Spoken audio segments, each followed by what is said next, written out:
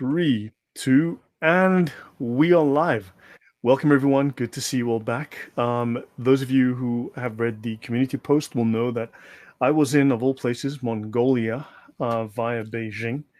Um, yeah, which was very exotic, very interesting, and hopefully not something I have to repeat anytime soon.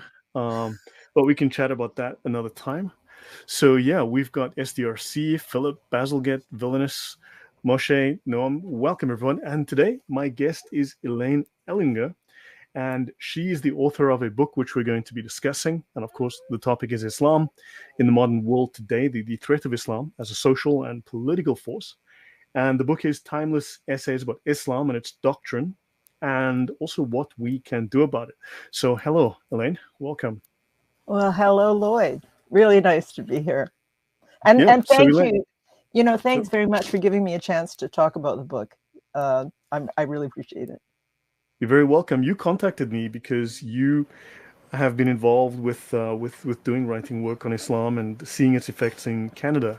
Do you want to tell us a little bit about how you got involved and why you feel this is so important for you? Well, things have changed a lot. Oh yeah, I see. I haven't done a live stream like this before, so I see. There's a question. It's well, we'll get to that. Okay. I'll tackle that in a minute. Yeah, but Okay. So I got involved, and there's really been a change in Canada in the last couple of decades. And if you're a young person, say you're 20, 30 years old, this all seems normal to you. It doesn't seem normal to me. So back in 1983, I was working as a social worker, and I was also the court worker. And this is in British Columbia. And I needed to. I shared a house for a while, and everybody vacated over Christmas except me and a young fellow I didn't know that well. He'd come from Iran, and over Christmas, he told me about his experience. And how it came about was it was like Christmas Eve, and we didn't have a tree. And this is what I mean, like multiculturalism in Canada used to be very organic, right? And mhm. here's the two of us, and I said, hey, you want to come with me? We'll go get a tree. And I grab a saw, and he hops in the car. And what he thought coming from Iran, and suddenly we're out with a saw cutting down a tree in the snow, I don't know. But we had such a wonderful evening. And during the evening, we're decorating the tree with popcorn and stuff.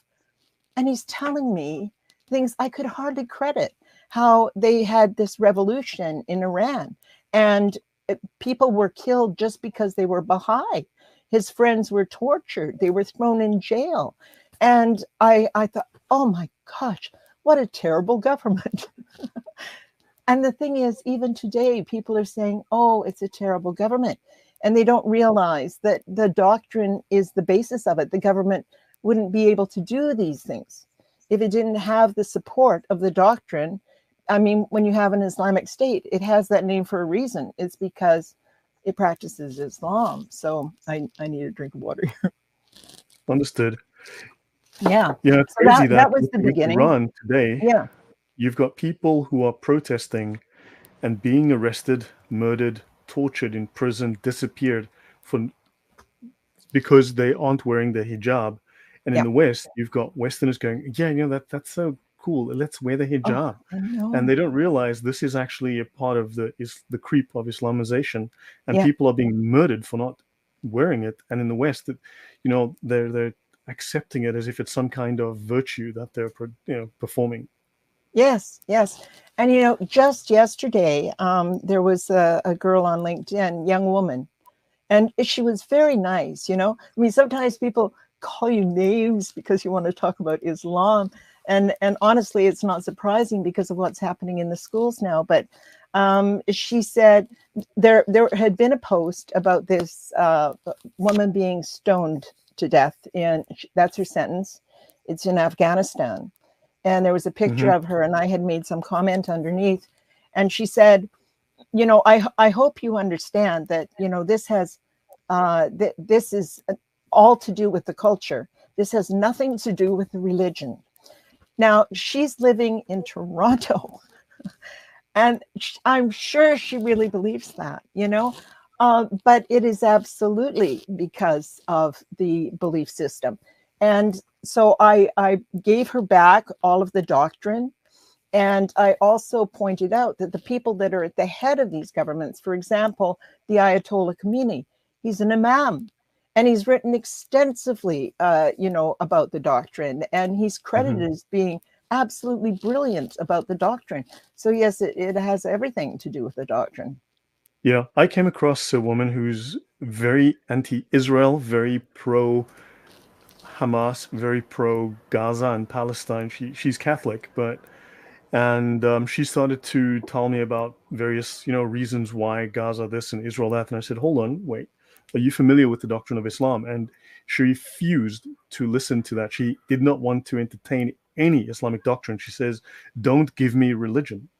Yeah. And so, yeah, there's a complete denial. And this is someone who clearly supports Islamic terrorism, is abjectly ignorant of the doctrine, believes that they are simply doing charity, doing good by supporting a terrorist organization who are oppressed. And I think people need to realize that being black, being African, being not white doesn't make you good.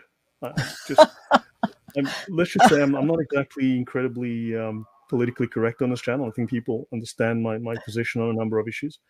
So yeah, there's just the fact that they simply will take the inferior position based on bad ideas and somehow claim that that's oppression when it's actually just ignorance, stupidity, and very bad ideas embedded in the culture causing them to fail at life. In many cases, this is the case. It's not oppression. Yeah, yeah. Well, before we began, you told me a little bit about how you got involved in this, Lloyd. So, would Yeah. you mind just repeating that? Because that was very interesting Very for short people who are version. new. So 11 years in the Middle East. I worked in security for most of that, and traveled extensively across the Middle East, saw the dysfunction, but also living in Dubai and traveling across, Iraq, traveling in Lebanon, Jordan, and other places like that. You get these whispers, you get these, this fear of Sharia, people saying, well, the law affected me like this, and it's completely opposite to Western law, but there was never a clear answer. And then eventually I enrolled online at Leiden University in a course on on counterterrorism. And of course, the Bataclan happened in, I think, 2015, the massacres in Paris. And what happened is, after Raqqa fell, what happened is there was a release of a cache of documents, which was just for a short time. I had access to this. And Muslims were going, well, these aren't realist Muslims. They hijacked Islam, and these are radicals, and they follow radical ideologies. And Yeah, when the books were released, it was standard, normal, everyday, common yeah, or garden Islamic texts. And yeah, the imams were formally trained at standard, regular Islamic schools. yeah, And so that's when I came across, really, I saw the value of, I'd come across some of these before, but then I really saw the application, like the Reliance of the Traveler and other texts, and how they actually apply these. I posted these on the forum. I started discussing that, and very shortly after, I was banned. I mean, yeah, very, very quickly.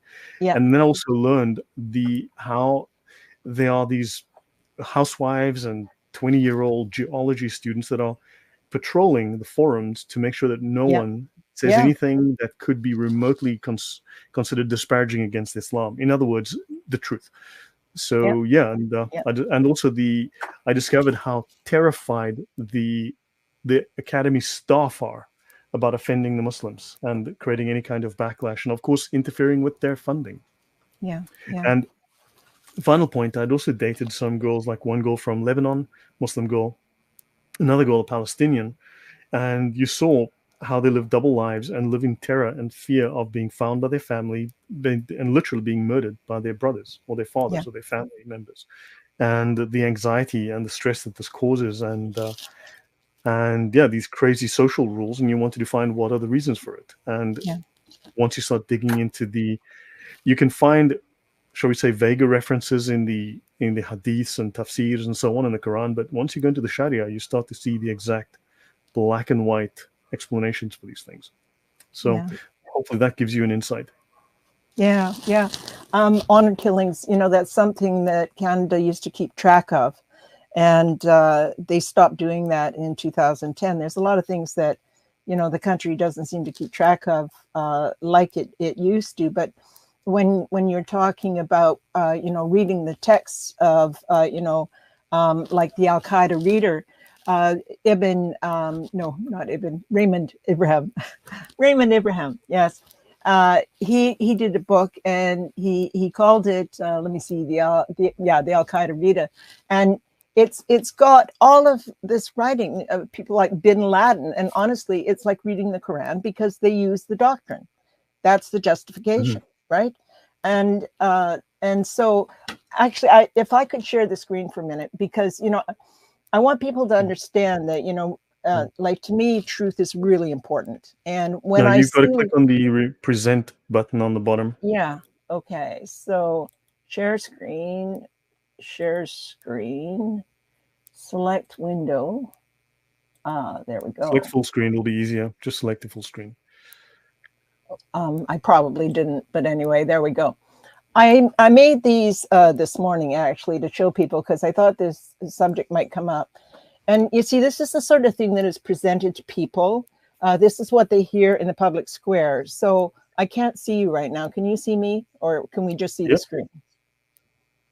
Yeah, we're both showing up. We're both showing up. Can you see the screen?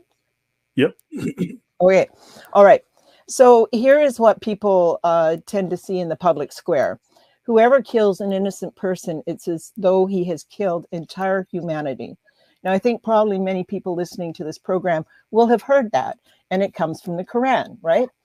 And there's a book, and I won't name the author. I don't want to get into personalities and things like that. And the person may mean very well, okay? They might have very good intentions and just want all the disagreements to stop and the confusion and such.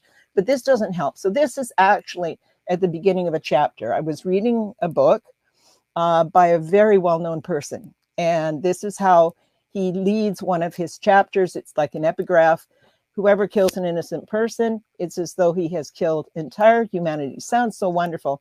And he just writes the Quran. He doesn't actually give the entire quote. He doesn't give the reference. So when you look at it in the book, now there's even several. Barack Obama quoted that. Yeah, when you do screen shares like this, you should really try to fill the screen with much larger text. It's easier. 60-something% of people actually watch YouTube on. No, I don't mean by no. I mean making the text larger, as in using a bigger font size. 68% of people watch YouTube on their cell phones. So when you use text that you can read, it's not necessarily text that they can okay, well, it's going to get worse. So you're going to have to take my word for it. You can make it larger. It's okay. You can fill the page. It's okay. You're not charged for that. All right. So here it is in the actual, and I am sorry, you are going to have trouble, and I can't make this any bigger because it'll spoil the overall effect. So here is the part he took out. Can you make the text larger again? Just select the text and just make the font larger. All right. All right. I'll do it, but I think you'll see what I mean in a minute. Okay. So you can make it much larger. I mean, so yeah, make it. Remember, almost 70% of people are watching on a cell phone. So yeah, I don't use one, so you see, I don't really know how that looks to them. But anyway, really, that many. So here it is actually from a translation. You'll see that's missing. The reason it's missing. So there are several translations that aren't quite exactly like what he said, but close. Okay, so whoever kills a soul, unless for a soul, like another person, or for corruption. Now, we need to think about what is corruption if you're in an Islamic state. Well, it's simply denying the doctrine, all right. But corruption in the land, it is if he has slain mankind entirely. But if you look at the entire verse, here's the entire verse. And this is going to go right off the screen. So we'll make it that big. The entire verse shows that this is actually only directed to Jewish people. We decreed upon the children of Israel.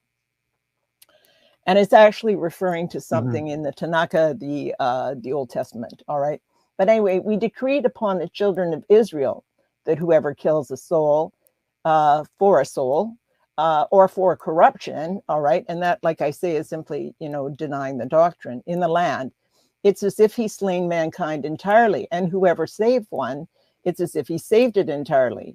And our messengers came to them with clear proofs. Now, what that's talking about is prophets over time, has tried to convince the Jewish people that they should listen. Mhm. But even after that, many of them throughout the land were transgressors and didn't do what they should be doing. All right. But it entirely leaves. So, this has been used at the beginning of a book. This Yeah, is I mean, what it Barack really Obama looks like. quoted this. And Barack then, Obama gave credence to this as well because he quoted exactly, it falsely, and it comes from the Talmud, and it really, as Basil had exactly. mentioned, refers to Abel Yeah. killing Cain, and that means an entire Yeah. line of descendants is now dead. It's, That's they speak exact. of the Yes, bloods, and this that's is a right. misrepresentation. Muslims do this all the time to Hmm. try to pretend that Islam is all about peace, and this is one of the many ways that they lie. And it goes on to say, now we'll have to really figure out how we're going to do this. And we have things that are called actually the Quranic argument. You don't get everything in a single verse. Sometimes they carry on for 2 or 3 or 4 or 7 verses, right? Hmm. So the Quranic argument here, when you continue, can you see that, do you think? Yeah, yeah. Okay. Is that it carries on and it says, indeed, the penalty for those who wage war against Allah and his messenger, meaning Muhammad, meaning Islam, and strive upon the earth to cause corruption is none that they be killed or crucified, or that their hands and feet be cut off from the opposite sides, or they be exiled from the land, and that is a disgrace for them, and hereafter is a great punishment. Hmm. How does this actually, this is what it really is. Okay, so this is the public square. This is what you're told. This is the reality. And Yeah. just so you know, I'm not making it up. There it is. Okay, it's copied right straight out of the doctrine. And I'll just show one more. And we often hear this one: none of you will have faith till he wishes for his brother what he likes for himself. Actually, it says, none of you will have faith till he wishes for his Muslim brother what he likes for himself. And I didn't put that in there, and I'll show you I didn't put that in there. There it is, out of the, copied off the internet for his Muslim brother. So it's not the golden rule, okay? And yeah, so I'll come back to you now for a minute here. Okay, no, that's interesting. I just want to mention something to, at the risk of annoying the viewer, but um, if there's one thing that people also lie and deceive about that I've learned coming at this as a Protestant is that people have the incorrect notion, misrepresent, and falsely present what the Catholic Church teaches. And this is part of a long-standing practice that goes back even prior to Martin Luther, but certainly accelerated under Martin Luther and King Henry VIII. And this is a discussion. There were comments that Sharon made about Vatican II, so slightly off topic, but I just want to address this for a minute. And yes, even though some Catholics don't like this, that the Catholic Church teaches that Muslims worship the same God as Christians. Yeah. However, Sharon, they also teach very clearly that Muslims misrepresent that God. They mutilate that God. They completely debase that God. You need to maybe add that portion. Let's see if you're capable of finding those references and presenting them here as well, so that you aren't, in this case, misrepresenting by leaving out critical details, because you're presenting here a portion, just like the Muslims do with that particular verses 532 and 533. You are misrepresenting what the Catholic Church teaches. Now, we may have an issue with that, but this is an incomplete presentation that you're making here. So yes, and finally, we do have an issue with interfaith dialogues. That is certainly a problem, but Yes, let's also take absolutely. that more accurately. Yeah. Absolutely. Okay, yeah. So moving back to the topic at hand. So a couple of people have mentioned Islam being a revolutionary ideology. Yes, it is. In the Islamic Constitution of the Republic of Iran, they state that they must export their revolution worldwide, just like the Soviets did, just like the Marxists, the Leninists. They have exactly the same belief. They're both based on jihad, although, of course, they will call it revolution in communism and they call it jihad in Islam. And they're both revolutionary, as in they believe in using violence to enforce Islam. This is simply the commonality between these beliefs, because obviously the only way you can get people to accept them is through violence or deception. So there's a very strong similarity there. And yeah, and there was, I wonder, a couple of other questions. Someone mentioned it's all about money and power. I think that's oversimplifying it.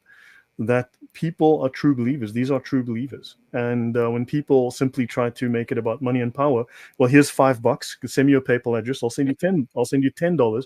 I'd like you to believe something else. You know, and does that change your beliefs? No, it's because people have genuine, true belief in things. It's not as simple as just dismissing it as, well, money and power. Yeah.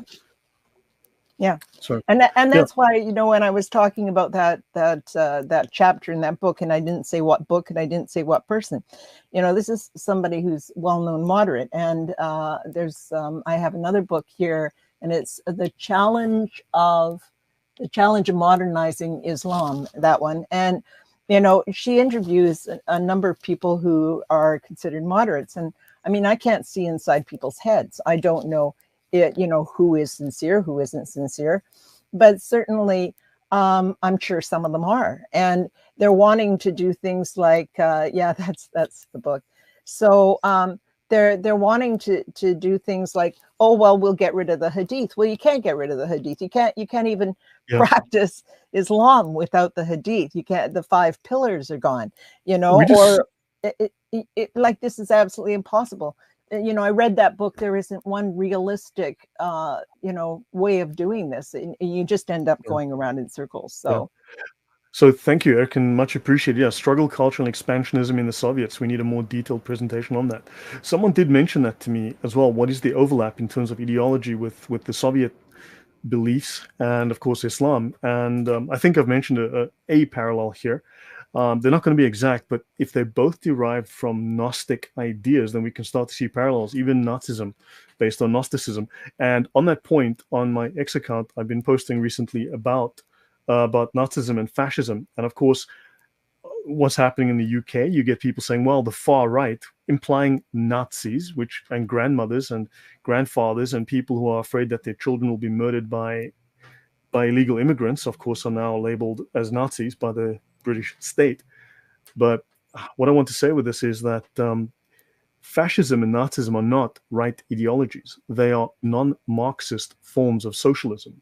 So when the Germans had the German Workers' Party, which became the National Socialist German Workers' Party, they meant it. They are socialists, just they are non-Marxist socialists, because Marxism had failed up to that point.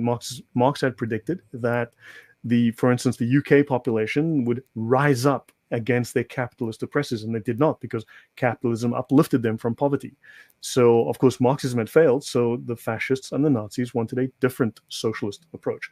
They were simply utilizing a different idea of socialism. They were not right-leaning. The values are very much leftist, and that the idea of them being a right-leaning philosophy and ideology is just propaganda that came out of the Stalinist time to try to disassociate themselves. Okay, so moving on. So thank you so for that. I, Sorry. I, I wanted to mention, like, why I wrote the book, and Yeah. it's because, like, these conversations we're having here today is that people have got questions about different aspects of Islam and other things, but when I look at my shelves, like, I do have a lot of books about Islam. It's a whole book on jihad, and there are many of those, of course. Or it's a whole book about somebody's life, or it's, a whole book about something else. And history especially, and Yeah. people can't make the connection between the history and what's happening now. And like you Right. say, the schools, the counter-terrorist groups, courses in that, which I'd like to talk about. They Yeah. absolutely want to deny it. They don't want to touch it. They are absolutely terrified of touching anything like theology. And so people need an overview.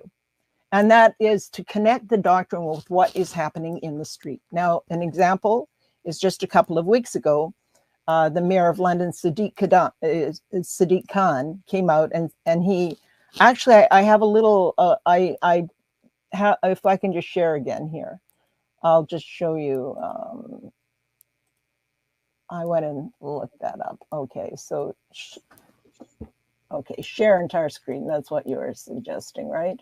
Right, allow. Okay, I guess that's it. So let's go over here. Yeah. Let me just So, find, you sent me that link for Sadiq Khan's video as well. You want to play that? Oh, you've got that there. Well, you Actually, said that. well, Which minute is that in the text? Let me. so now I got to find it here. Can you I'll see drop my the link screen? in the chat anyway for everyone. So Great. you told me that Sadiq Khan claimed that Islam is an immutable trait, Yes, yes, like color absolutely. of your skin is it's an immutable trait, like where you were born. And so, what was the quote that he said? I'm just going to add you to the stage there. Yeah. Where in the world is it? Ah, here we go. All right. Sadiq Khan, he said that, all of the riots that have been going on in the UK, that he felt triggered. And he says, it's difficult to explain the ripples when you've been targeted because of your religion or color of your skin. And you can't change either of those things. And then he goes on to talk about, people being afraid to leave home wearing a headscarf or going to a mosque. Well, you know, the idea that, if somebody hears that, like say a Brit hears that and goes, what do you mean? You can't change your religion. But now if a Muslim hears that, that seems perfectly normal. And that's what I mean about the Mhm. disconnect. These little things that, people know something's wrong and they can't quite put their finger on it because apostasy is absolutely forbidden in Islam. That is a death sentence, right? So when Right. he says you can't change your religion, he really means that. And then, we have all of these programs going on, these international pacts on migration, and they wonder why there's a problem. Well, the Quran, the doctrine says you mustn't take those people as your friends, right? They're friends to one another. And you can't change your religion. And then people go, well, there's no integration. Well, you should have thought of that before, right? So I want to give an example. So you see, he's saying, you can't change your religion, and he's talking about the mosques here. Now, we all know that there's been a huge amount of anti-Semitism. I mean, a huge Mhm. amount in the last year.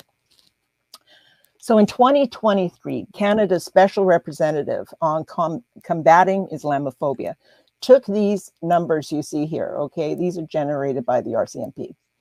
And these are hate and, well, it's hate and hate speech and well, it's not exactly hate speech, but it's something like that. Anyway, she says, this has gone up 71% against Muslims, but she's the special representative on combating Islamophobia. So that's all she said. She stopped right there, 71% increase. And this was broadcast all over the news, and people go, oh, that's horrible. She did not say that there had been a 260% increase against Catholics, or that Jews were 18 times more likely to be targeted, spelling error there, than Muslims from those same numbers. So So I have I a did, question on this. yeah, Based on this, I have a question then. How many mosques have been burned down huh, or vandalized in Canada in the last 2 years? I guess the answer is roughly zero. yeah, Whereas, how roughly. many churches have been vandalized, destroyed, or burned? How many mosques have Yeah, been yeah, vandalized, destroyed, or yeah, burned, yeah, attacked in the yeah, last 2 years? And you're going to have exactly. hundreds. Exactly. And then, you hear the public square, you hear what sounds like Christianity actually has got, the golden rule here: whoever kills an innocent person. And they hear this, and then this reinforces the idea that there's no difference, that the doctrine is the same. And then it's like you were saying, they have these Dawa events. I was talking about the I'm just going to Post. share This is something quickly. Stoning Medina. Here, I'll stop. This is just off the cuff here. I mean, this is the very first Yeah, link I came across. 33 Canadian churches burned to the ground, totally destroyed. You can see this church is completely flattened. 24 confirmed arsons. Now, how yeah. many And mosques have had this that's to the problem? ground. That's to the Yeah, ground. I and we mean, know there, hundreds. I mean, I think the yeah. number is at least 200 churches Well, in Canada have it's been over attacked. 100 for sure that have been vandalized and burned, but of course not all down to the ground. But this is hard on the native people. I mean, my goodness, these are their churches too. And it's just, who is coming along and doing this? Because, Yeah, many people, they've been baptized there or whatever. It's just, it's important to them. yeah. So nearly Well, 100 that's been churches proven. across Canada. Well, I can't say it's been proven a lie. It's been proven nothing, because there's been absolutely no evidence that's been presented. Nothing. Yeah, There's yeah. not been a thing. that whole story is so one-sided. I mean, I don't want to get into that, here, Yeah. but Yeah.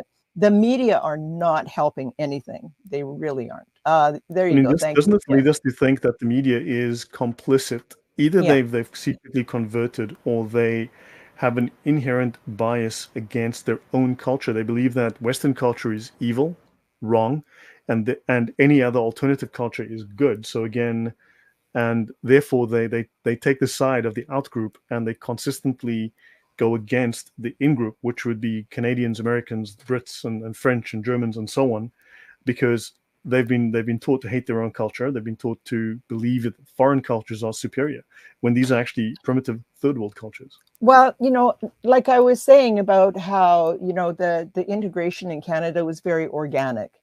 As a child, I read Mhm. books about how we were the north end of the Underground Railroad, right? Of Negro people. Well, they don't use that word anymore. Black people who were escaping, the U.S. South. All right, and they were coming here for safety. I was always very proud of that. I was very proud of Canada being a very welcoming country, and now it's being portrayed in an entirely different way. And I put that down to the schools because, for instance, if you read like a Saudi textbook, okay, I think I've Mhm. got an example of that in my slides there. If you read a Saudi textbook, the way that it portrays history is entirely different. It's very hateful towards the West, and of course, um, uh, all of the Islam being taught in schools is being vetted by people who are adherents to Islam. So they're going to teach it the way they know it, and that's it's an Islamic perspective rather than a non-Islamic perspective. Media is Mhm. not useful. Okay, yeah. So I mean, it's ridiculous that in a non-Islamic country you're teaching from an Islamic perspective. Yeah. There's so many people came here for safety, for heaven's sakes. I don't think hijrah is one of the major Islamic imperatives. In fact, the Muslim calendar is based on migration, based on the year zero, Yeah, which is when Muslims migrated from Mecca to yeah, Medina. So in other words, their most important, just like we have the birth of Jesus, is the Western calendar. The migration to Medina is the start, the beginning, the inception of the Muslim calendar. The Hijri, it's called the Hijri calendar, from yeah, Hijrah, from yeah. migration. Migration is one of the major pillars of Islam, even if it's not explicitly stated. Hmm. It is a major fundamental doctrine of Islam, and these Muslims are migrating to spread Islam. Well, I'm sure you know the hadith that after Mecca there is no hijrah, only jihad, right? And jihad is the cause of Allah. So it shouldn't be any surprise that there are some people who define the cause of Allah one way and some who define it another. But if you actually look at the life of Muhammad, all right, Mhm. so what is the cause of Allah? 98% of the jihad is violent jihad. And Mhm. this is in the early texts. Like if you read the life of Muhammad by Ibn Ishaq, which is the earliest biography of Muhammad, it's very clear that the jihad was violent. Actually, let me bring that up. So just let me bring up two references. This one here, this is so, do you realize that what you are committing yourselves in pledging your support to this man, it is to war against all and sundry. Yeah, So, yeah, the Muslims who committed to Muhammad have pledged to make war against everyone. That's so, and then let's go here. There's a second reference to it here as well. Conditions of the pledge at the second pledge of Aqaba, because Muslims love to quote the first pledge of Aqaba, which is supposedly sort of peaceful. When Allah gave permission to his apostle to fight, the second Aqaba, or the second pledge of Aqaba, contained conditions involving war, which were not in the first act.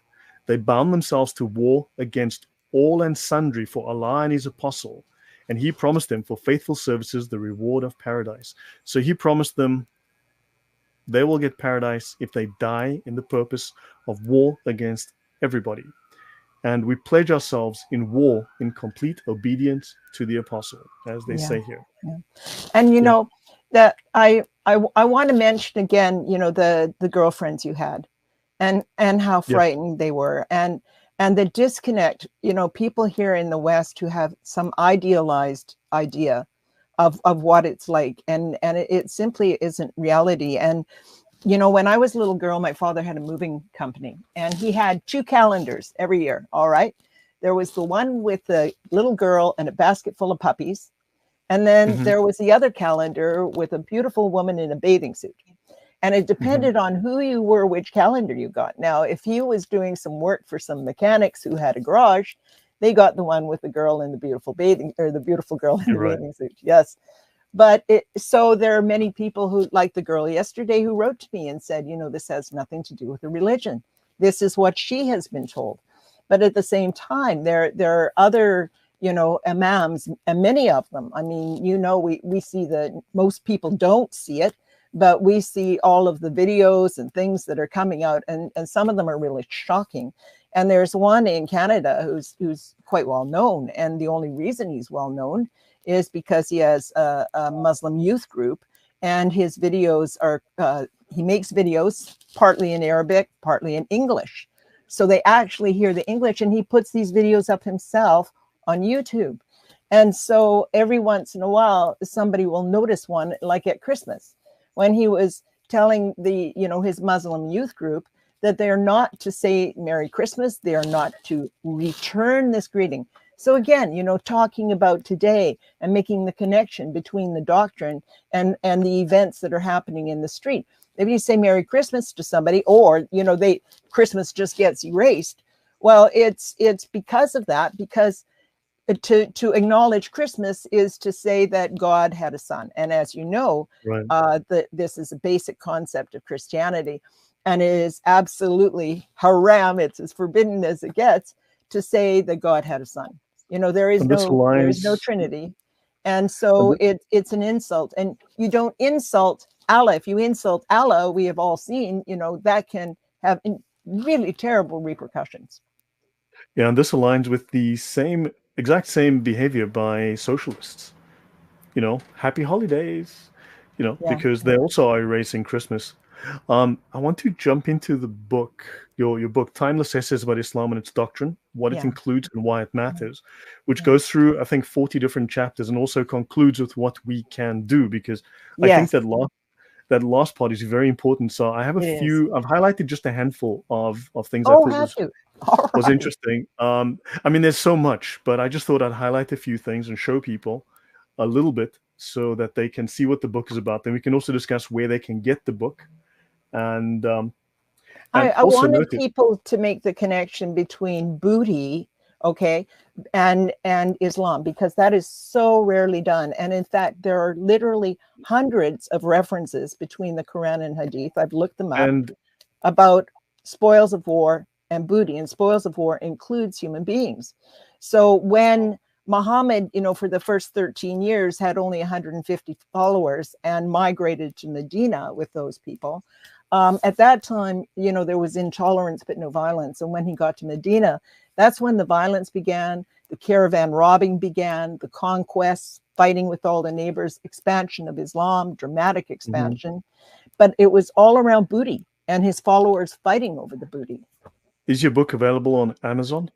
Oh, yeah. Okay, they can search under your name, right?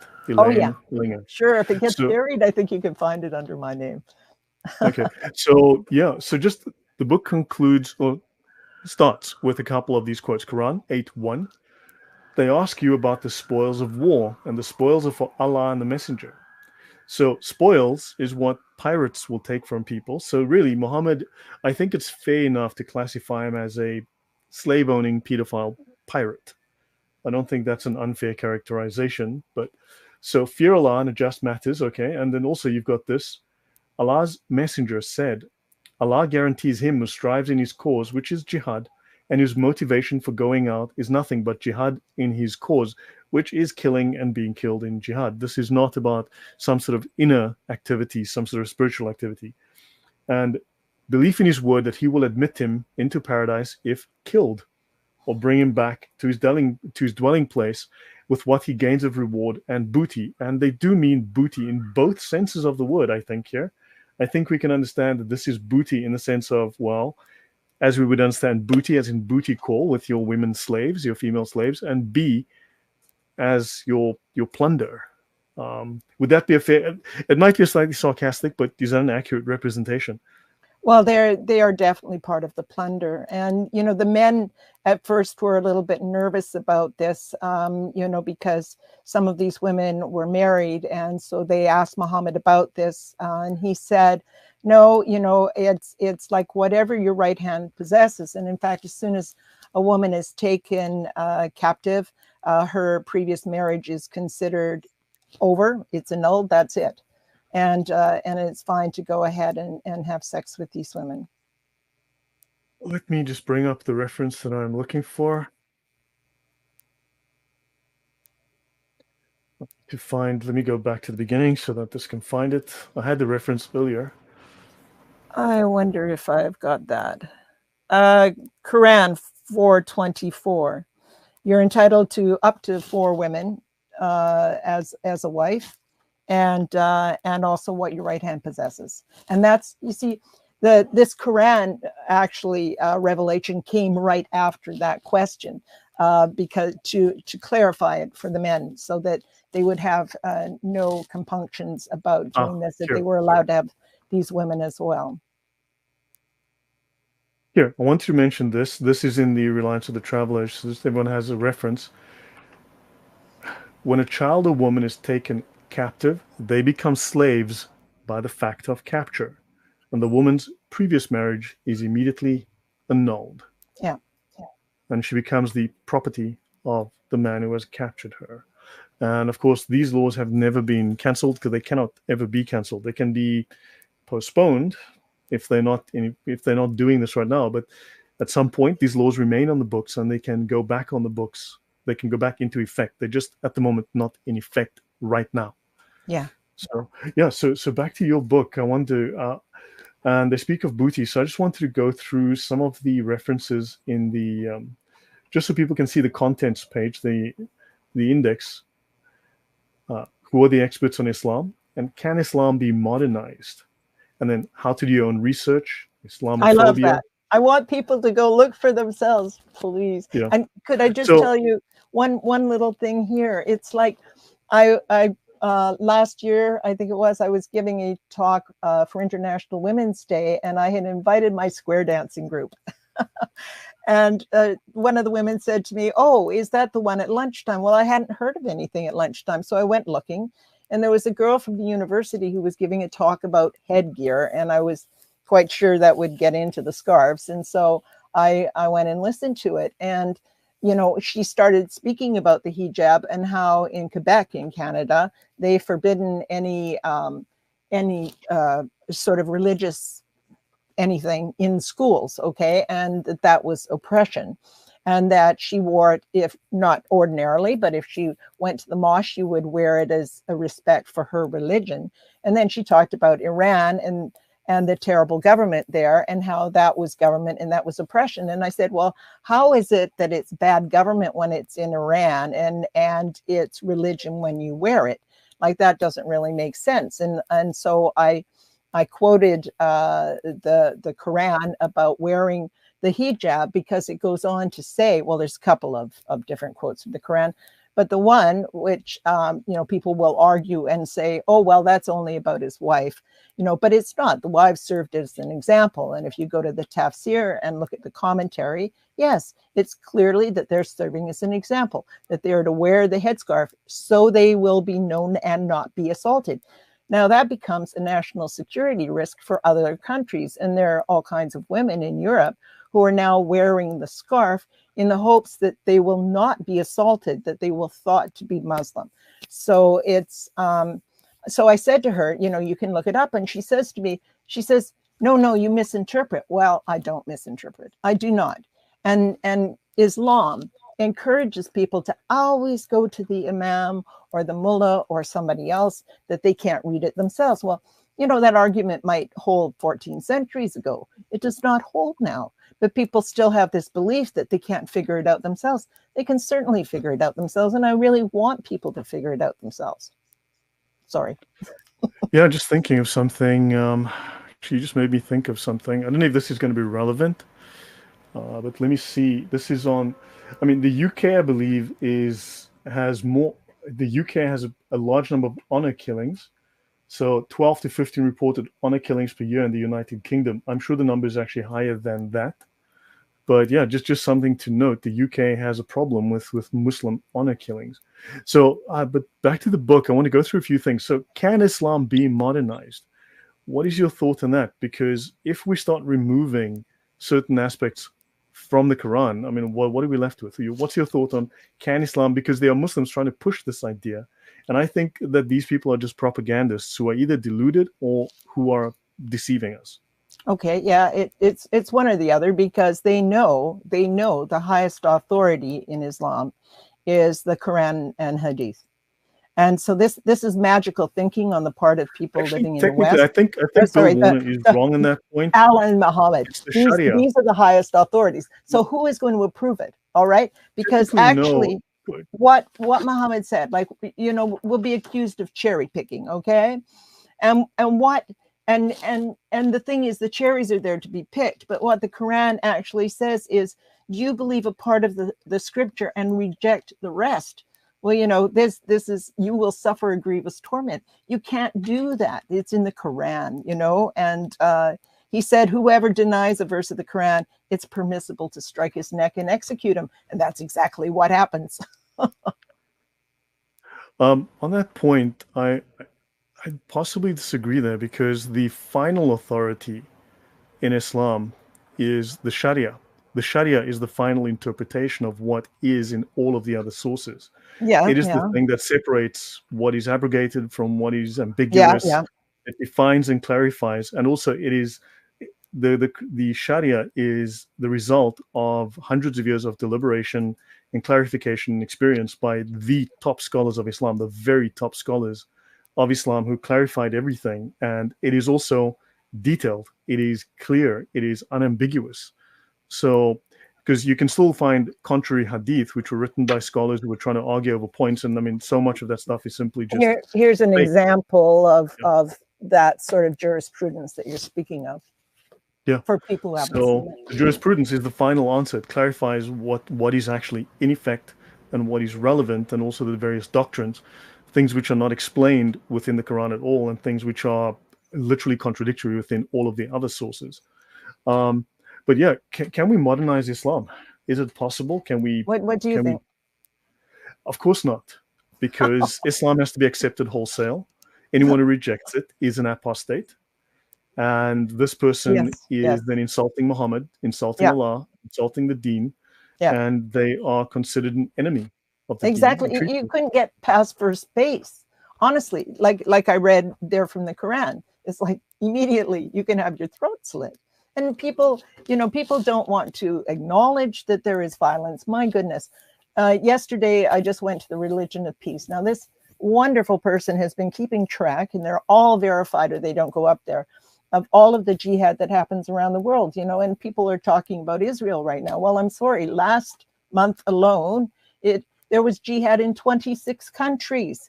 And while Israel is very significant, our media are not giving a proper representation of jihad globally. And not only that, I mean, since 9/11, there's been 46,000, almost 46,000 different verified incidents of jihad. Right. No, fair enough. I just want to find here. This should be pretty clear. The Muslims have a consensus that whoever insults Allah or His Messenger, or rejects anything from what has been Yeah, revealed, yeah, yeah. such person is a disbeliever. And I do not know of anyone who differed concerning the obligation of killing such a person. That's right. So that is pretty clear within the sources. And you mentioned here how to do your own research, because obviously people are getting bad sources. There are good sources, but also bad sources. They are propagandists. What are your thoughts on how to do good research? Because you cover this in your book. What do you think Yeah. people should do to Well, educate themselves? And yeah, absolutely. My website, I'm going to need to get a glass of water in here in a minute, but sure. I didn't have a big enough one there. I seem to have drunk it all. But it's in the book, I give a couple of texts. This is one of them. All right. This one here, the Classic Manual of Islamic Law. All right. Mhm. And this is another one. Now, these aren't as easily searched online. This one can be, but it's a little awkward. This one, not really. Again, it could be, but it's very awkward. So I recommend downloading them. Just have them on your desk, and that makes them very searchable. Oh, thank you. Um, Mhm. but but other than that, there are some good websites. It is advisable to have more than one. I explain that in the book. If something doesn't seem quite right, go to another one. So, for example, Sunnah.com is one of the ones for searching the Hadith. Now, I was reading a Hadith there, and it was that Aisha, that was the child bride of Muhammad, married at the age of 6 and consummated at age 9. So, and that's clearly in the Hadith. It's recorded many, many times, and a lot of people don't even understand that. But she had been suspicious because he'd been sneaking off with other wives when it was supposed to be her turn. And he had gone out late one night and she had followed him. Well, a little bird told him he'd been followed, and he went back and he nudged her. Now tell me, would you write a hadith about getting nudged? I mean, you get nudged in the bus. It just didn't make sense.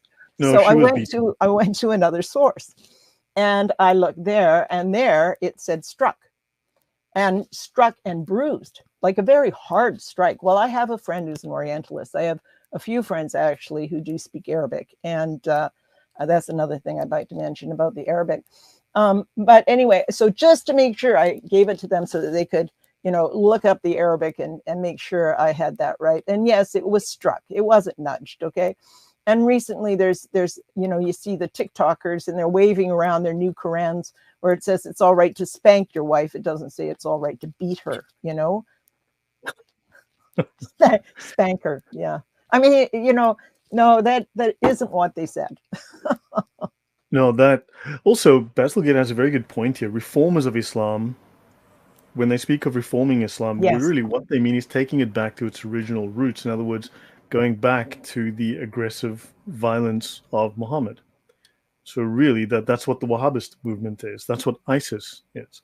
They Well, are going back to the early yeah. manifestation of Islam. And the doctrine actually provides for that. It says every 100 years that there will be a great reformer who will reform Islam. And you don't think of reform in the terms of making better. It's a factory reset to make sure it goes back, because the power is given to the people who wield the sword. So of course, ultimately that power, because it's validated, all right, it frightens people, and it will triumph ultimately. Yeah, Yeah, and I that's mean the right. Hadith does teach us a man will not be asked why he beat his wife, Yeah, that's right. and yeah, In Canada, even when Muslims were less than 5% of the population, I think it's around that now, maybe a little more. But when they were less than 5%, they were disproportionately represented at the women's shelters. 40% of the Calgary shelter was Muslim women, and so wow, now they have their own shelters. So they're Islamic shelters. And this is the lack of integration I was speaking about earlier, but it's not good. And that imam I was speaking about earlier, who has the videos about Merry Christmas and numerous others that have become widely available. That Islamic Center is in Victoria, and they freely offer online. You can go there and you can apply for a legal or an Islamic marriage. It's not hidden at all. And so they have these Sharia councils that are happening all over the EU and the UK, where women are discriminated against terribly. For example, in inheritance, if there's if there's no child, a woman is entitled to a quarter of the estate. And if there's 4 wives, well, you've got to split it. Well, if there's a child, then she's entitled to 1/8 of the estate, splitting it with the other wives. And you know, anyway, I'll let you go on. So this is de facto. You have Western countries permitting Sharia law to Yeah. supplant Western law. And also, this is within the Sharia. It is permissible for a man to hit his wife if he believes that hitting her will bring her back to the right path. In other words, the beatings will continue until morale improves. And also the Prophet said, leave her as she does more than this. Once there was an altercation between the Prophet and Aisha, his 6-year-old bride, when they found Abu Bakr, her father, as their judge. Aisha said to the Prophet, you speak, but don't speak except truth. In other words, don't lie to me. At once, Abu Bakr gave her such a slap that blood began to ooze from her mouth. So that must have been a very big toothbrush he hit her with, or he hit her very hard with that toothbrush. Dear. Then he said, O enemy, will he speak but truth?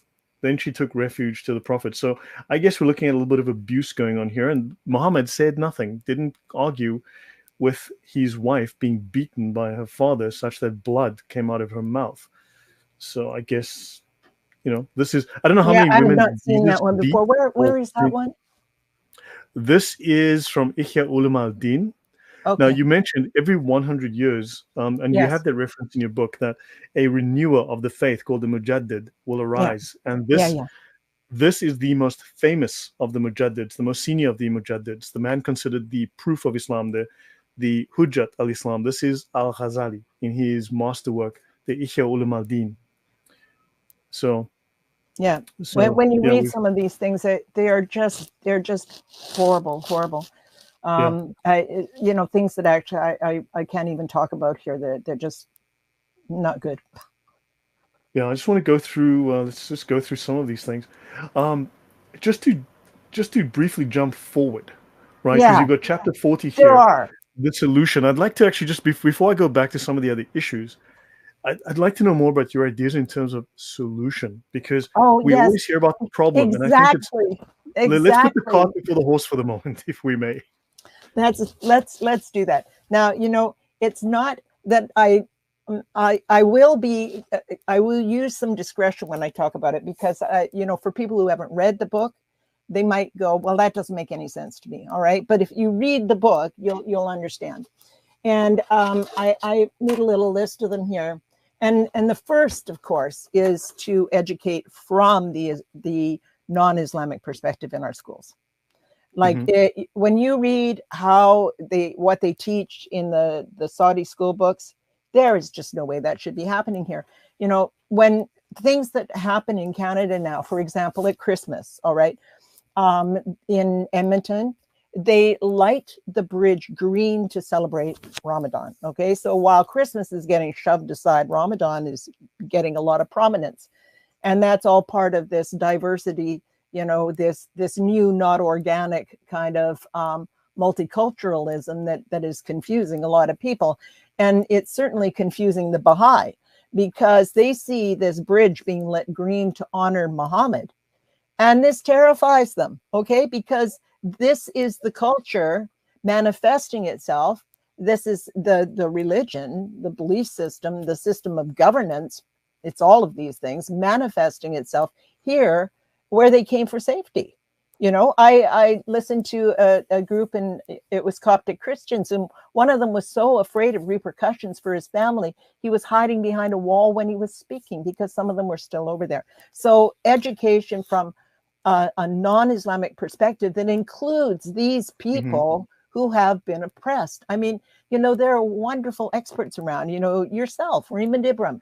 There are all sorts of people who can teach from a non-Islamic perspective in a non-Islamic country. I mean, that's just obvious. And then the other is to acknowledge the significance of Muhammad, because now I'm talking about counterterrorism. Okay.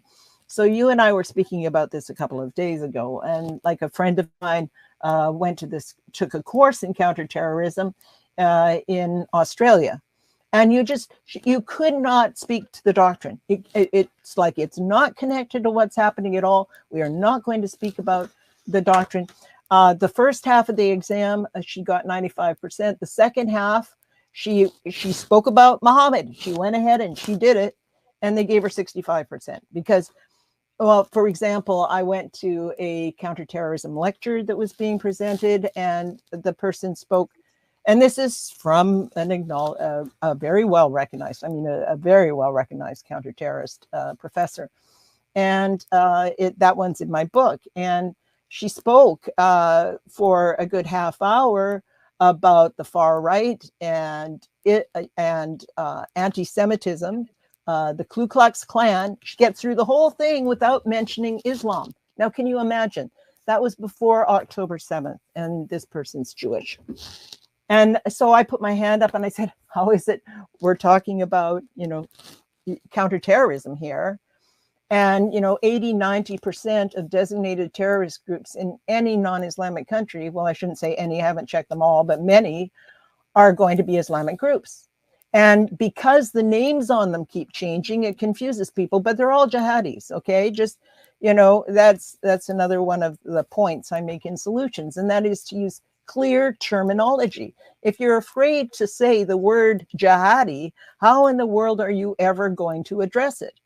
So I said, you haven't mentioned this, and the doctrine is full of anti-Semitism. I mean, an enormous amount, more than Mein Kampf. And she kind of Mein Kampf can actually be translated literally as my jihad.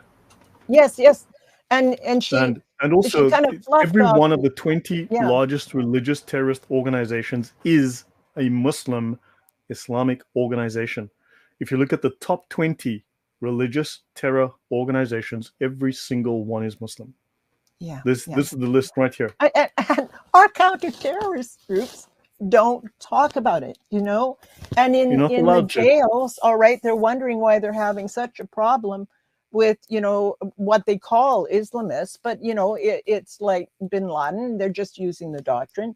They're having, trouble with this in the jails. And who did they call on to help with this? Well, they call on Islamic, scholars and imams and such to come and talk to them. But, is it going to be someone like Khomeini? Like, how is this helping in the jails? Well, it's not helping in the jails. The situation's only getting worse. And certainly counter-terrorists not being willing to talk about Islam is just a big part of it. Okay, so that's... Yeah, so we should, though. I mean, we as individuals, it's really up to us from a grassroots perspective to use social media to spread this information. Can I mention something about the KKK, which some of the newer audience members and some of the viewers may not be aware of? But there's obviously this aim to... The KKK uses the cross, and they burn the cross, which is sacrilege. Any group that burns the cross is actually doing sacrilege to the cross. Now, the holy book of the KKK is called the Quran. If you take away the L, you have the Quran, which may be familiar to some people. And the earliest symbol of the KKK was not the cross. The very first symbol of the KKK was the Islamic crescent and star. Oh, I didn't know that. You are such a wealth of information, Lloyd. This is the oldest preserved photograph of the earliest KKK uniform, and it's got the Muslim crescent and star on it. So you can see here another example, crescent and star. Of course, this maybe was a little bit too on the nose for them, and they changed it to start to adopt, obviously, the cross. But you can see multiple examples of this. And you can see here also, you've got the, as above, so below symbolism with the Baphomet symbol, one arm up, one arm down. So you've got that idea here. So you've got this, and this dates back. So you've got very much Islamic. And then, of course, the second highest rank in the KKK is not called the Pope. It's called the Caliph. Do you know of a religion that has caliphs in it? Have you heard of one? No. I'm trying to think. It must be Baha'i, Buddhist. Help me out here, please, Elaine. I can't imagine. I have no idea. The spaghetti monster religion, Caliph. Can someone in the audience help me? Which religion has caliphs in it? Well, then of course you have the genie. The thing is, Lloyd, this is why I want to send people to the doctrine, to keep it simple for them. Because, I mean, we can go down an awful lot of rabbit holes, and I know they're not rabbit holes. I mean, I know they're real. but it can, you know, people get so easily confused, and they especially get confused because they have friends at work and stuff, and they hear all of these wonderful things, like, you know, when we began the talk, and, you know, they think it's the golden rule. This is why I refer people, please go to the doctrine, find out what it really says for yourself, because otherwise we're just going to be confused forever. Yeah. And just to mention, finally, so the Imperial Wizard is insisted by 10 genie. Genie are the people who brought incense and myrrh to Jesus in Bethlehem, right? Just Uh, help me out here. well, Am I that wrong? was actually the Magi. Those are Persians, and that Oh, was the Magi. So the genie are yeah, an yeah, you got Islamic, that. Arabic, Yeah, and the Muslim thing. Zoroastrians, this is a wonderful, you know, And the this Grand is the Turk, the thing. There's so Turks, many lovely Persians, and you know, Islam is not the original belief system there, or yeah, and in any Turks of are these Buddhists, places. right? Oh, jeez. Are you talking about the Buddhist statues, these wonderful statues that were destroyed in Afghanistan? Are those Yeah, and then the, of course no, they yeah, call blacks kun, which comes from the Arabic mushrikun, the yeah. disbelievers, the unbelievers, the yeah. So just wanted to add that out there, just so that people Yeah, know yeah, from that the pre-Islamic time of ignorance, you know, and we hear that, you know, and people don't understand that before year zero in the Islamic calendar is considered the pre-Islamic period of ignorance. And in fact, that even applies to the hijab, because, you know, in the first 13 years, there was no hijab. All right. That never came until 5 years yeah. after the migration. And when they're talking about the hijab, they're saying, oh, well, we don't want it from the pre-Islamic period. Well, no, I'm sorry, Islam was around then. But those verses, those earlier verses, are abrogated by the later ones, and the later ones are the violent ones. Okay, so to get on with the book here, the principle of Darura, taser, as you were saying yesterday, you know, Taysir, Taysir. TC. Yeah, my pronunciation is not the best. Okay. But now you see, this is another thing, is that so many of our authorities think that to learn anything about Islam, they need to call on a Muslim. Like, why? You know, as much of the Quran is about the unbeliever as the believer. I mean, absolutely. And you know, there was somebody who did, you know, a statistical analysis of the doctrine, Dr. Bill Warner, and he had come up with this number: 64% of the Quran was about the non-believer. And the skeptic that I mean, I always have to verify everything, so I took my own Quran and I used the Quranic arguments, and I went through the book, and I got 63.9% of the Quran was about the unbeliever. And the Quranic arguments are what they've done and how they've behaved and what you can do to them and what's going to happen to them in the hereafter. And it's not good news. So the idea that, you know, the unbeliever, the non-Muslim, should not be talking about the doctrine is just ridiculous. Of course we should be talking about the doctrine, because we factor in that doctrine a lot. Mm-hmm. So No, yeah, true. so nobody, and you know, I don't even, you know, blame, you know, people, because this is ingrained from birth, is that you don't say anything critical about Islam. You really, it's very punishable.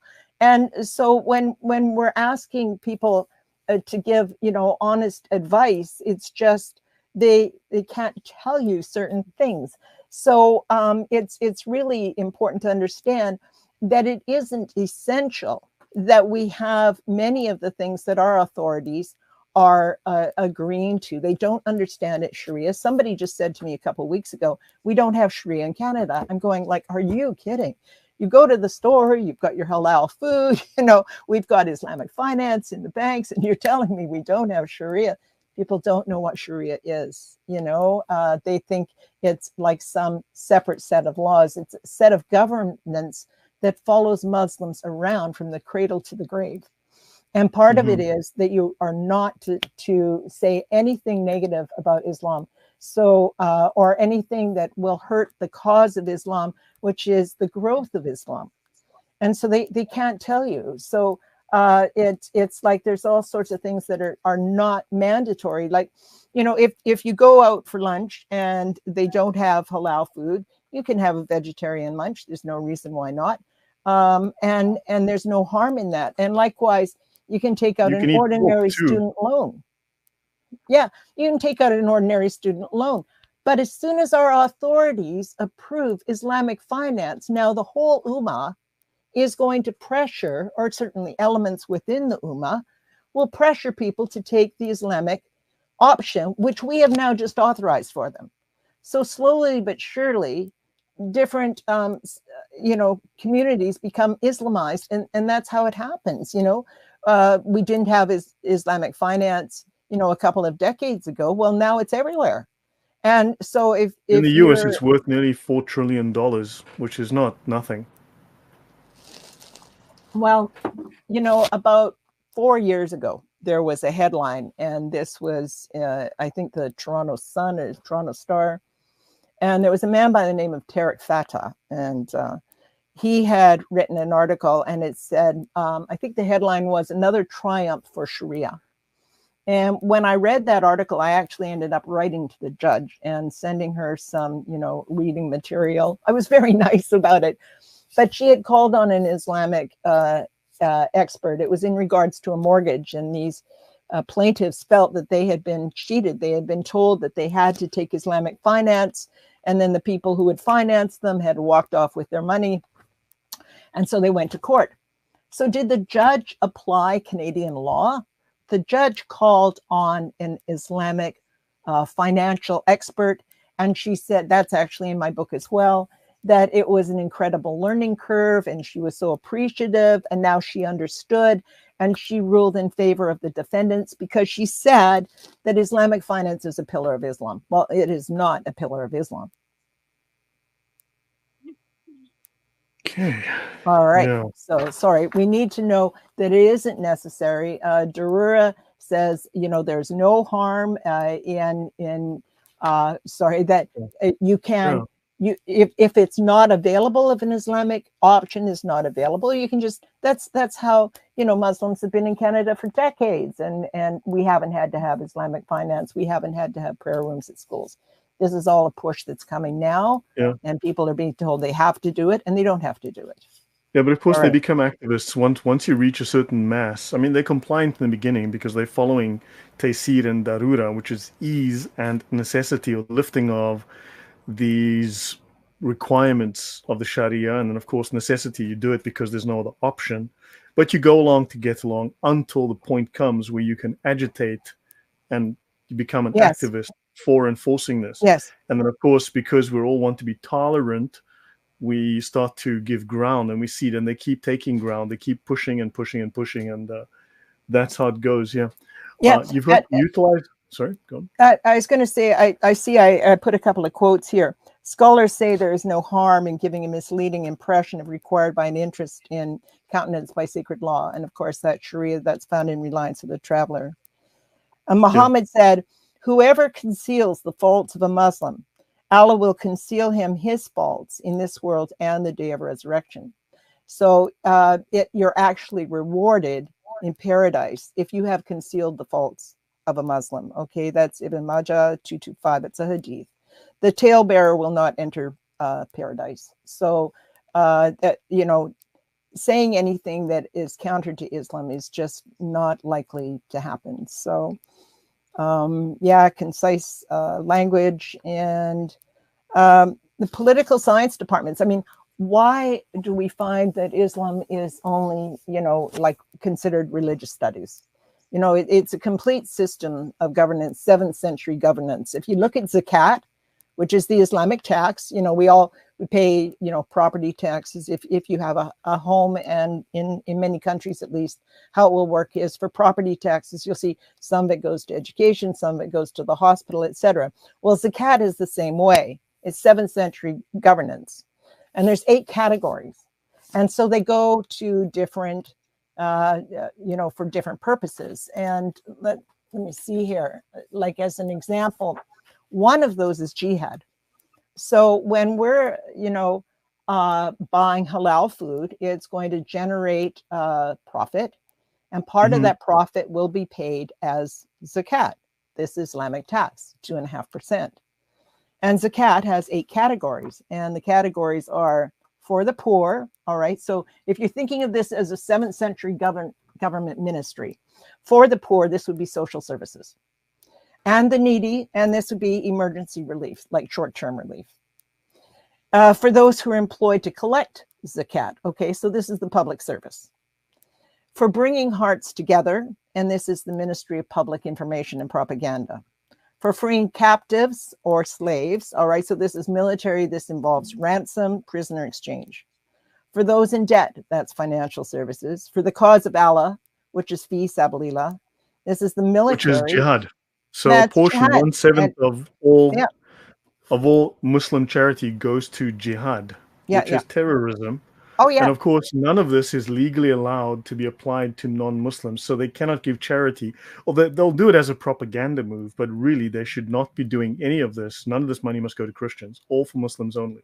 It's supposed to, yeah. And then finally, for the stranded traveler, we have emergency services. But it also says that you're supposed to spread that money about equally. And so is it really any surprise that 80-90% of designated terrorist groups are going to be Islamic, because the finance is there? I mean, the largest such trial they ever had in the US was the Muslim Brotherhood and the Holy Land Holy Foundation Land trial. Foundation. Absolutely, and they unearthed banker box after banker box of details about the Muslim Brotherhood and their plans to bring corruption, as it says in the doctrine, how evil that is. So if you kill someone except for corruption, because corruption is considered so evil in Islam, but that's exactly what the Muslim Brotherhood documents say, is to bring about corruption and collapse its miserable house from within. And certainly we have seen a lot of that, but that isn't even talked about in places like the CIA and the FBI. I mean, I shouldn't say, I'm not in there, but I know people who worked in there, and a lot of that, after 9/11, it was very well known and talked about. Experts that were there around 2008, all of a sudden, all that information was expunged, and those people were not allowed to talk about it anymore. Right. It's just a couple of interesting points before we come back to some of the other things I've noticed. Few people are aware that now we've got the Kitab al-Sitta, you've got the 6 books, which is actually taken from the Talmud, which has different tractates, and 6 major tractates. So they just copied that idea. But not all the hadiths have been translated, including many important collections. For instance, Musnad Ahmad, only 4%. Few people realize this is an Arabic collection, whereas there are also collections in other languages like Hindi, right, from India, which are also highly authoritative, which are very prevalent in that region, but they have no English translations whatsoever. So there's not really just the 6 books, because there are other collections that no one's heard of that are very important too. And you'll see something like, for example, in Reliance of the Traveler, that handbook of Sharia law, and you'll go, well, what's the source for that? And you can't find it. And that's the reason you can't find it. It's not everything's been translated. But you mentioned Hindi, and exactly, particularly in what used to be called the free world. I don't know how long that's going to last. We aren't hearing about things like what's happening in Bangladesh right now. I mean, it's basically a genocide, and it's not the first. The Hindus have been slaughtered wholesale through jihad over the centuries, but you don't hear much about it. Yeah, but of course, if you look at the UK, there have been riots and uprisings in the UK over what's happening in Bangladesh by Muslims. They rioted, and of course, the police did very little about that, because of 2-tier policing, which is prevalent in the UK. But so these tribal problems spill over into Western countries where these Muslims go, and they take these tribal issues with them. You've still got these fights that are happening between these groups, which is just another from the Cairo Declaration to mention this. Tell us what exactly. So we've got the Human Declaration of Human Rights. And then, of course, you've got the Declaration of Human Lefts, or whatever, this Cairo Declaration, which is this is such an enormous problem, and it explains so much. Is that back in 1948, the Islamic countries did not sign on to the Universal Declaration of Human Rights. And in 1990, they came up with their own called the Cairo Declaration. And it is the antithesis of, well, not completely, but yeah, pretty much. It's the antithesis of the Universal Declaration of Human Rights. And people don't realize that. Well, how can something like the United Nations be functional when it doesn't have no moral compass? It has two, and they point in opposite directions. And all of these people are still, we have people who follow an entirely different code of human rights that are making decisions that are going to affect everyone, and even put in front of, chairing human rights committees at the United Nations. And Saudi Arabia human rights chair, and you're like, what? it's just, yeah, because in Islam, and this is just huge, all right, there is no equality, all right, and it's not just men and women, it's also believers and unbelievers.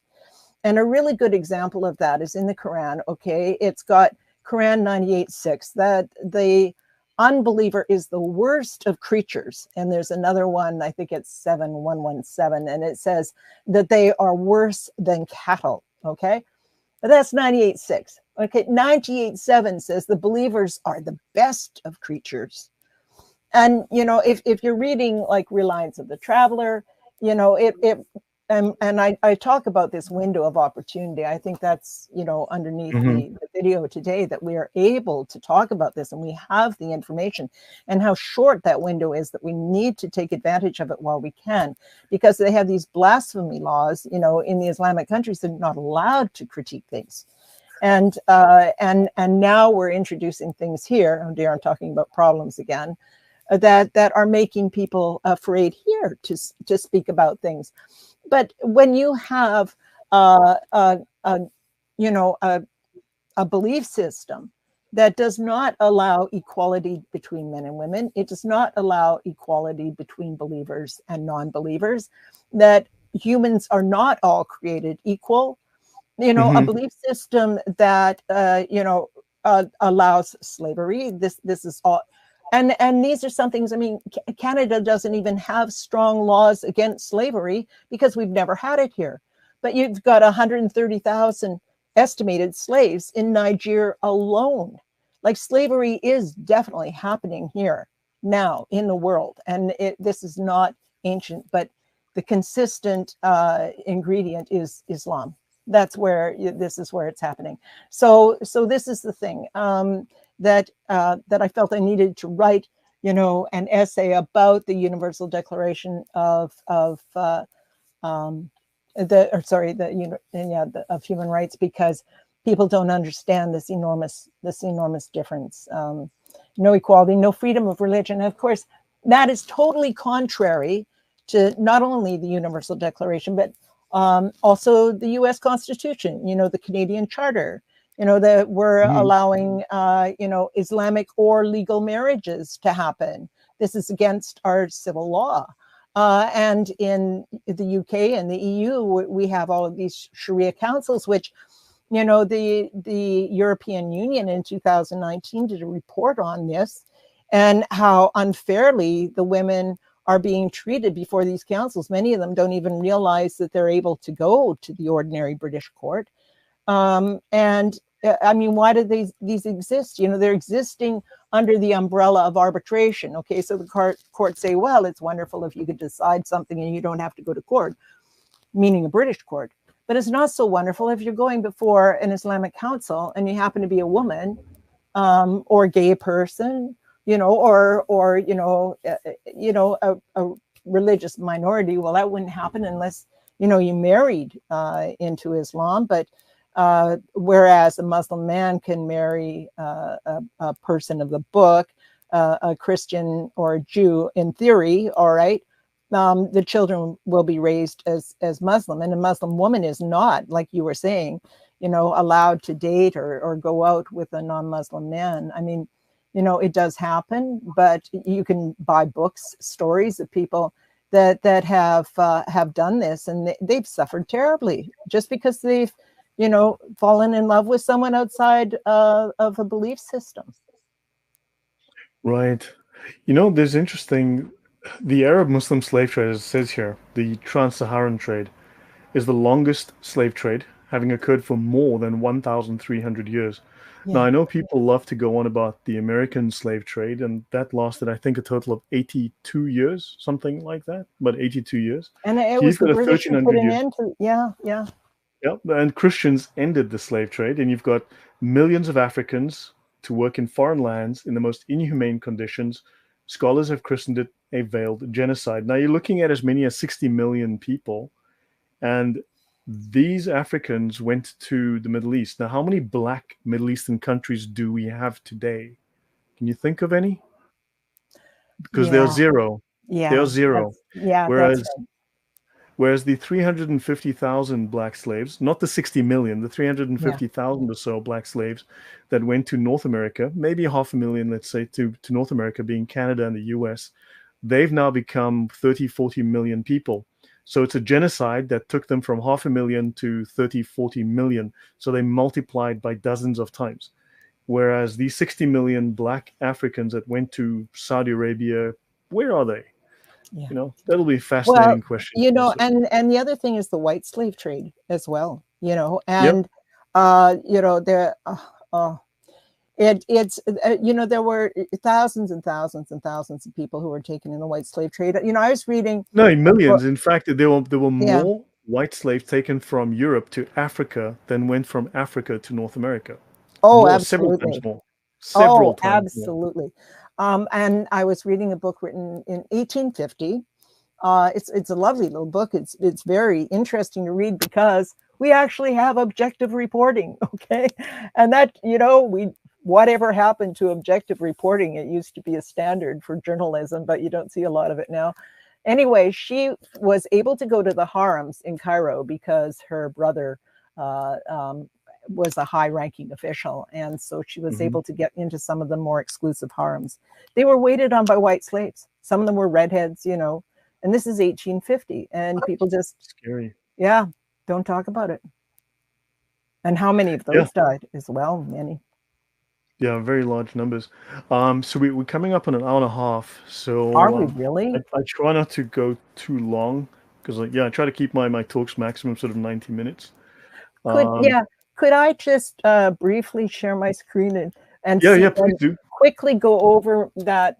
I just put a few things there in case they came up, and I think a few Yeah. of them did. Share screen, and I'll just take the PowerPoint here again when I find it. There we go. And what you can do is maybe show people the things you want to show them and discuss where to find your book. Just give a final summary again, and then Yeah, yeah. how people can find All your work right. and support you. So, just quickly, we were talking about Christians and the early battles, and because this is something we hear constantly, and actually is in the Saudi school books as well, about the Crusades, and we're always hearing about the Crusaders. The black are the Crusades, all right. The gray are jihad. This is the expansion. Now, this is, Mecca over here, Mecca and Medina, and this is where it spread to. So this was conquest. This is a little chart I made showing how zakat, the categories. Now, other belief systems don't actually have that. Charity is charity for the poor. And whereas this is actually more, you can see it's a system of governance, a 7th Mm. century Just system of on governance. the point you have on slide 13, if you could just go back to slide 13. Yeah. I mean, the Muslims invaded Spain in the 600s. They were in France in the late 600s. They eventually had to be kicked out in the 700s. I mean, so are we to conclude then, because the Muslims, are so angry with the West, that the French invaded Saudi Arabia and the Middle East in the late 600s, and the Muslims went there for revenge? Or is it just the fact that Muslims have just been colonizing and invading everybody because that's what Muslims and Islam do? Well, that's the thing, Islam, it typically, it begins and some of the, again, I'm not talking about people, I'm talking about Islam as an entity, all right, is that it'll begin with a mosque, an Islamic center, and the people cluster around it, and then the organization begins, and the organization provides the infrastructure, and now we start having more people, and now the demands begin. And it won't be everybody demanding, but people who are adherents, who are proponents of Islam. Well, if you're a proponent of Islam, then that means, and we're hearing that now in the EU all the time, that they want a caliphate. You know, we're going, you know, and so it has a progression, basically what are called, you know, the 3 stages. You know, it comes saying, you know, we're oppressed, which is exactly what Muhammad did. He went to Medina as a supplicant. He said, you know, they're being mean to me in Mecca, you know, and of course he hadn't been very nice to them either, but, you know, saying all their ancestors were going to be cursed if they didn't follow him and such. But he came as a supplicant, and within 5 years, there was not a Jew left in Medina. It was half the town. They're all gone. And then he started fighting with all his neighbors, and some of those Jews went to Kaibar. And what happened to them? The same thing, right? So I just wanted to show that, you know, the zakat is still, okay, here it is in today's Sharia standards, all right, that it's, this is standard procedure, that you collect zakat for jihad. And the Saudi school books. Here's an example. And, you know, we're getting these kind of examples in our schools here now. And they're constantly being, you know, told that there's Islamophobia. There's, you know, tons of material coming from Islamic organizations going into the schools. And the teachers think this is culture. Well, you know, religion was forbidden in Canadian schools back in 1962. And I remember when that happened, because in the public school, they used to say, at least in this province, they would say the Lord's Prayer in the morning. That's all the religion there was, but it did happen. It was taken out. So now we're having hijab day in schools. Now, can you imagine that we're having cross day in schools? People would be outraged, all right? But it's introduced as being culture. But when it's spoken about to the government, then now it's religion. But this is a way to sort of, you know, one day it's racist, one day it's culture, one day it's religion, but it's all the same thing. So here's an example of a Saudi school book, and it says, is belief true? And that means, you know, in Islam, in the following instance, which is the correct answer? A man who prays but hates those who are virtuous. A man professes there is no deity other than God, but he loves the infidels. You see, that's forbidden. Mm-hmm. A man worships God alone, loves the believers, hates the infidels. This is Islam. All right. So I just wanted to show that what terrorism is. And so we're talking corruption in the land and how this is forbidden in Islam. And this will get you into jail in Saudi Arabia. Okay, the law considers a terrorist anyone who's calling for atheistic thought or calling into question the fundamentals of the Islamic religion. And if you're an infidel like you and me, then you're not allowed into the city of Mecca at all. You have to be a Muslim. A lot of people don't know that, to go to Medina. Mm-hmm. And this is what it used to be like in Afghanistan and Iran. And this is Afghanistan now. And a number of imams from the UK went to Afghanistan and said they felt at home there. It was so wonderful. Well, you know, my goodness, how wonderful is that? This is Afghanistan now. And this is talking about a former member of parliament talking about the girls covering themselves with hijab so they won't be attacked. This is slavery today. This is slavery yesterday. And this is under the Ottomans. And this is, I think, Libya. Yeah. And this one is Syria and Niger. Here we have northern Iraq. More slavery. The ISIS documents set the price of Christian and Yazidi slaves. Here's the document, how much they cost. And this is what Canada did, to our everlasting shame. This girl who survived being an ISIS sex slave was booked to speak at one of our schools, and it was canceled over fears of generating Islamophobia. I mean, this is disgusting. So here we have examples of Tariya, okay, giving a misleading impression. So this is from the museum, you know, trusted institutions that can't be relied on. Museum, Islamic Museum in Melbourne, Australia. And all it talks about is one wife. He had 13, one wife. And then down here, how everyone loved him. Not one word about jihad. and he personally took part in 27 battles, and there was between 65 and 95, depending on your source, battles actually during his lifetime expeditions. This is marriage services offered here in Canada. All right. This is what the EU Assembly said about this. This is Gaza. This woman didn't have a hijab on. She was beaten. This is what people are in the streets screaming for, that they want. This was a reporter. She didn't have a hijab on. She was in Gaza. This is in Canada. This young girl who was killed because she was arguing with her family. She didn't want to wear the traditional hijab scarf. Her father and her brother killed her. And this is what's happening today with our young people. And that's why I'm doing this. Okay, Yeah. stop sharing. No, it's all very disturbing, and it's encroaching heavily. And any sort of final thoughts on what we as YouTube subscribers and YouTube content creators can do to create awareness to stop stop talking. the encroachment? So yeah, we need more people talking. I encourage people to get my book, to read it, to give one to their favorite politician or their least favorite politician. And you know, another example of a solution is polygamy. You know, it's a huge problem, especially, and you can see that's going to be happening in Canada now as well, since we're offering these marriages in the EU. And I watched a video in Germany, and it was social services, and they're saying so many of these women are struggling so terribly, but they're not allowed to talk about it. You know, there's 4 wives, you can't look after them. Now, in an Islamic country, you would be expected to support them all, but here, many of them are ending up on social assistance, which isn't, you know, fair to the host country as well. but it's jizya. They come here for the jizya.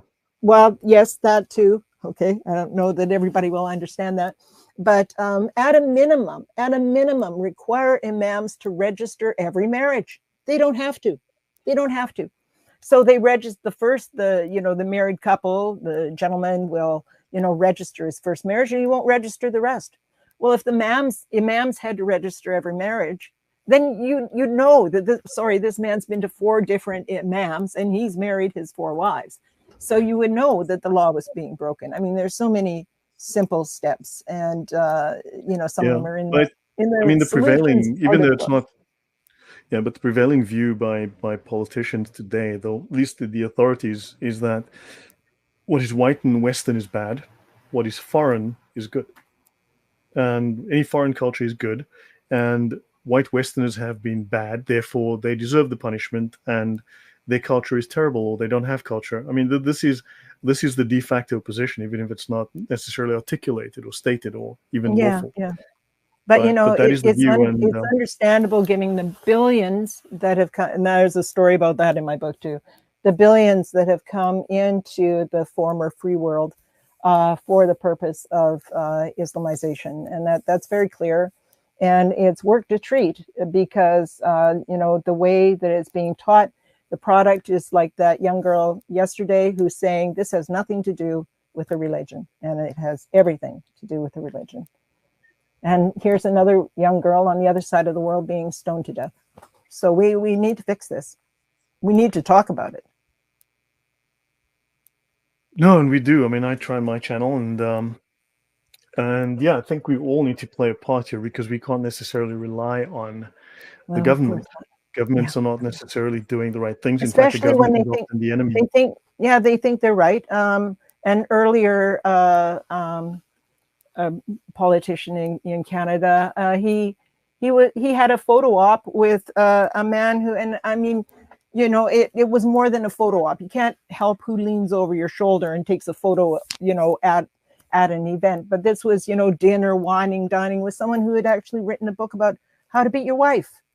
You know, so they need to listen to people that they have been inoculated against not to listen to. And that's happening in the schools. They're hearing Islamophobia constantly at these Dawa events that the churches are engaging in. Yeah, I think though that these people are reacting to the fact that our message is growing. I think more and more of us. I mean, we're at the point now where I think that we as YouTubers even are more knowledgeable of Islamic sources than most Muslims, and I mean, you find that a lot of the Christian YouTubers go toe to toe, easily, handily beating Muslim dawagandists. You know, we're Yeah. at the point where we know their sources so well, Yeah. and Well, the thing is, we don't need to know them. And I don't want people to be discouraged and go, oh, gee, I don't know enough. Well, if you know that Sharia, which is all people knew when I was young, okay, that you knew that Sharia allowed the stoning of women and that they were not treated fairly and that it killed apostates, that hasn't changed. It hasn't changed at all. So all you have to know is that it is the antithesis of the Universal Declaration of Human Rights, the charter, the constitution of your country, and say no, stop. We can't be encouraging this. We give government grants for these things. We have all this. We need to phase it out and do so kindly. I mean, there are people like that girl, in Toronto yesterday. She sincerely believes she's going to be very confused. I kind of hope she's listening to this today. You never know. right. Yeah, so what we don't want is people hurting each other over things they don't understand.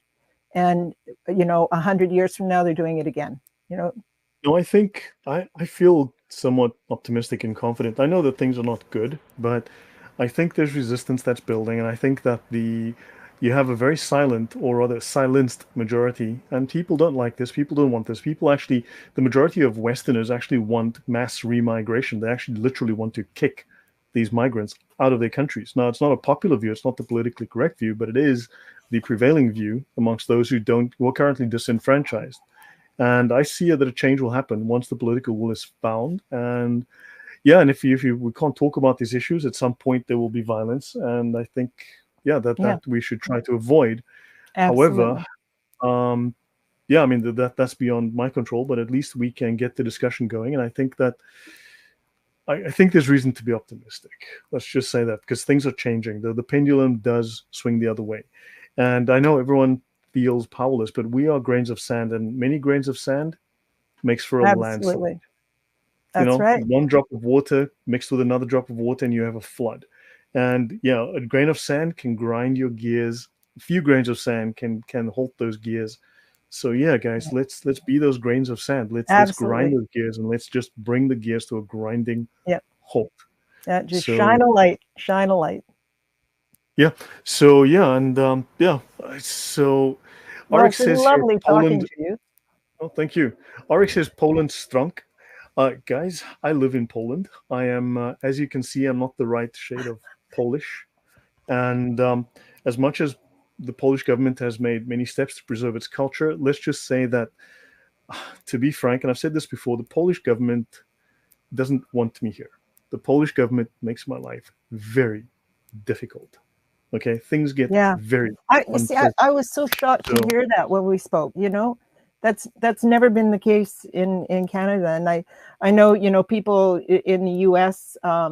It's a different story, but yeah, that's another one of the reasons why we have to stop migrating. yeah, yeah, but Things that happen in one place. But no, but yeah, I'm that's see, I'm not the kind of immigrant Poland wants. So the prevailing policy with the Polish government and the financial system is, you're not Polish, get out.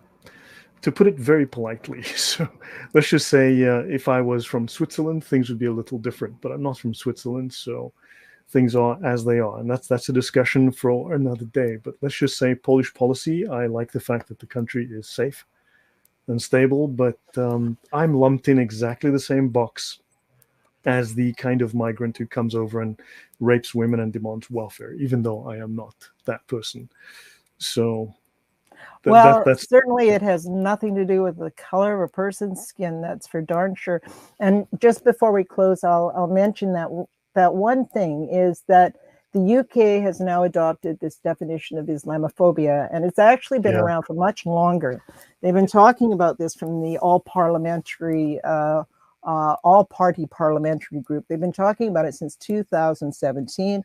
Number of organizations have already adopted that definition, and the definition is Islamophobia, and I don't have it right in front of me, is, you know, criticism of Muslims or perceived Muslimness. So, you know, the thing is, what are they really trying to protect here? Because if they're really trying to protect people, why isn't the word Islamophobia? Why not? You know, because, you know, are people going to make that association of Islam and doctrine and go, well, that's, you know, you can't talk about the doctrine, you know, we have No, to the talk about the UK, doctrine. I mean, the UK is obviously introducing Sharia blasphemy laws, and it's betraying Yep, its yep, population. yep. And I don't see how this can end in anything but, No, sadly, in anything but violence if they don't allow open especially if you discussion conflate, about it. yeah, if you conflate people and doctrine, that is so wrong. You know, focus on the doctrine. The doctrine is, you know, it's the doctrine that creates the jihadis. The jihadis didn't create the doctrine. Yeah, no, true. So yeah, we can have this discussion another time. So I don't like to go on Yeah, too we're long, running but for the over here. 170 plus people that have been here, thank you very much. Yeah, so your book is available on Amazon, right? The links are in the description, guys. If you Yeah. check all of her social links, Elaine's social links are in the description. Please Oh, find please them there, do. Yeah. including the link to the book. Everything is in the description below this video. And yeah, and also, guys, then tomorrow I have a meeting with Dr. Paul Sutcliffe. We're discussing Sharia again. And on Tuesday, I'm meeting with one of the original founding members of the British EDL, which is now a defunct organization. But he's one of the early founding members of the EDL, obviously started by Tommy Robinson. He and I should be meeting on Tuesday. He's had 2 cancellations. These were due to, I believe, another rape gang scandal, some issues that he was trying to assist with, and that's Yeah. taken precedent. So I will be meeting with him. So this is Gurmit Singh, and he and I'll be talking on Tuesday. So hopefully we won't have another cancellation. But yeah, that's unfortunate. But I understand if you've got this rape gang thing is just, it's unforgivable. The UK government has been It's, criminally yeah. negligent, if not actually Yeah, complicit. absolutely. Yeah. So guys, yeah, we should call it a All night. But right. thank you very much, Elaine, in So nice Canada. to talk to you today, Lloyd. Yeah, it's Really been really enjoyed it. fascinating. Yes. So thanks Thank everyone. you. Please check her links in the description, and we'll chat again And soon. thank you, Take care, everyone Elaine. who came. All right. Thanks everyone. God bless and goodbye.